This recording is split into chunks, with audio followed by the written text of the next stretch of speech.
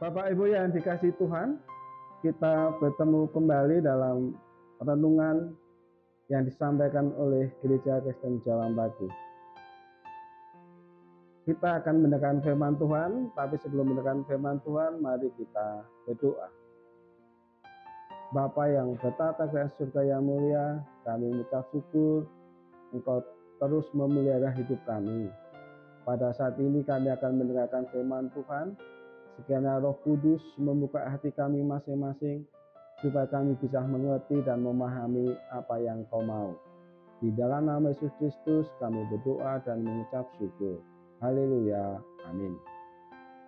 Bapak Ibu yang dikasihi Tuhan, saat ini kita akan mendengarkan firman Tuhan yang terambil dari Matius 6 ayat yang keempat. Demikian firman Tuhan.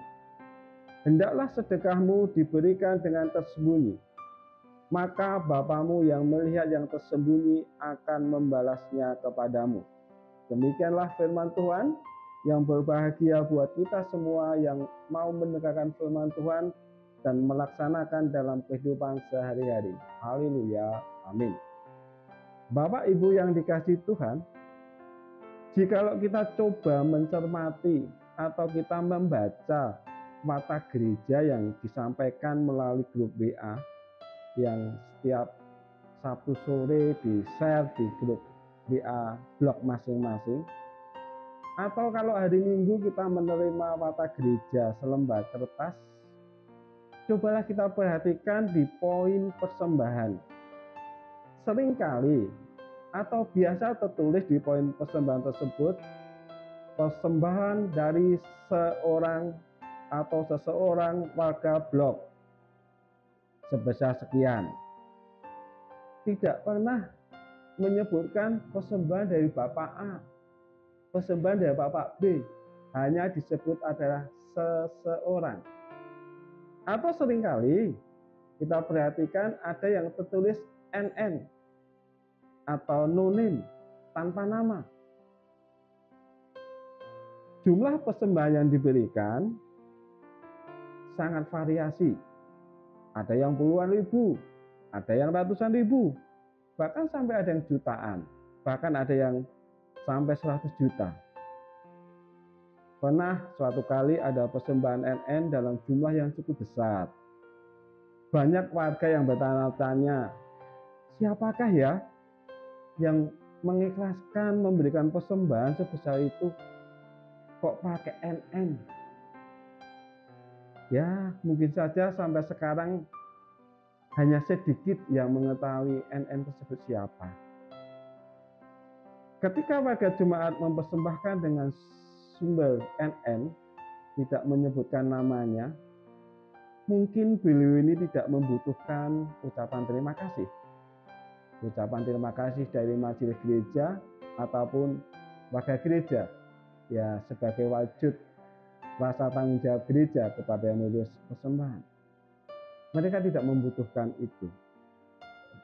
Terus bagaimana dengan persembahan yang tidak dalam wujud uang? Semisal persembahan mempersiapkan keperluan kegiatan gereja, ada mau rapat, mempersiapkan tempat duduknya, mempersiapkan snacknya, memasaknya, dan lain-lain sebagainya. Persembahan tenaga untuk membersihkan gedung gereja sebelum digunakan ibadah misalnya.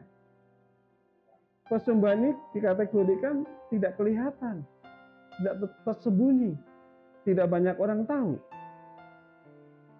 Ya, Bapak Ibu yang dikasihi Tuhan, kita coba belajar dari firman Tuhan tadi yang kita baca dari Matius 6 ayat 4 tadi. Kita akan coba pahami bersama. Di bangsa Israel atau saudara-saudara kita Yudaisme, ada dua hukum yang penting, yaitu hukum mengasihi Allah dan mengasihi sesama. Di dalam mengasihi Allah ini, implementasinya atau wujud nyatanya adalah kita memberikan sedekah atau dibaca kita memberikan persembahan. Yang kedua adalah doa.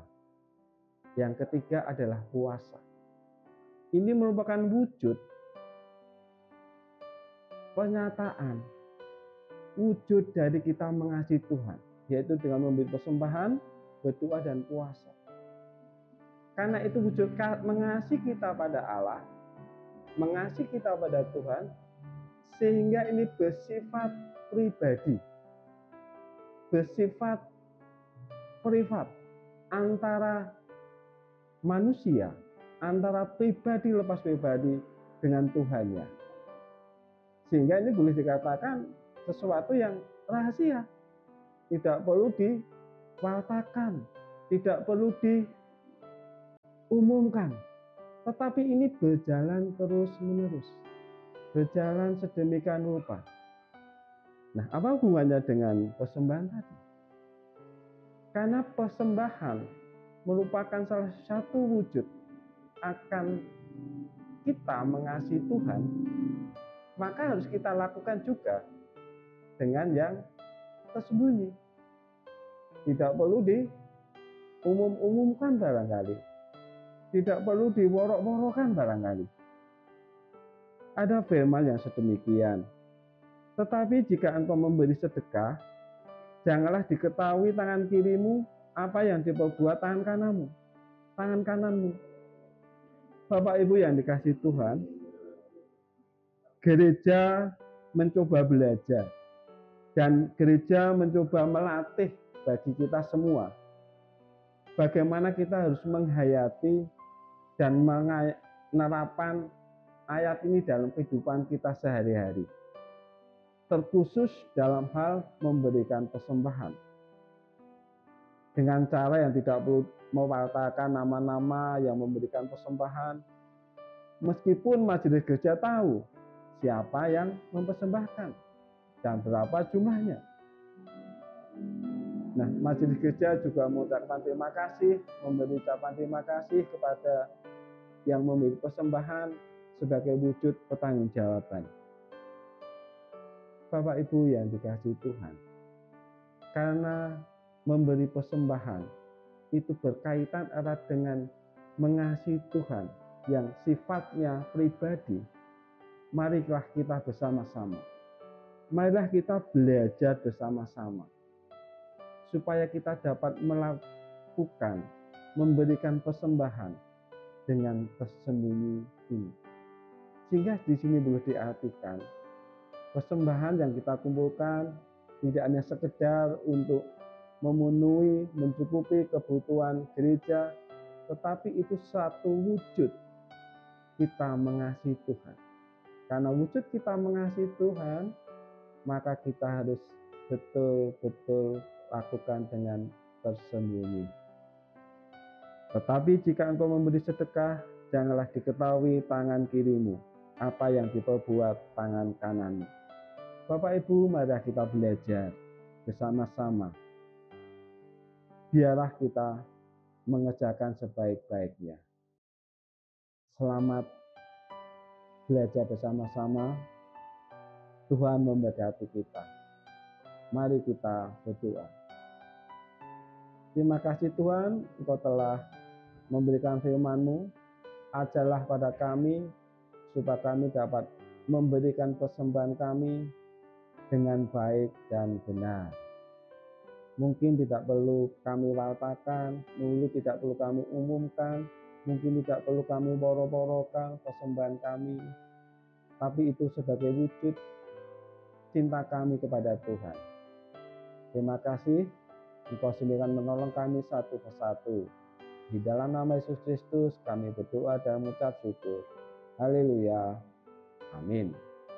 Tuhan memberkati kita semua. Shalom.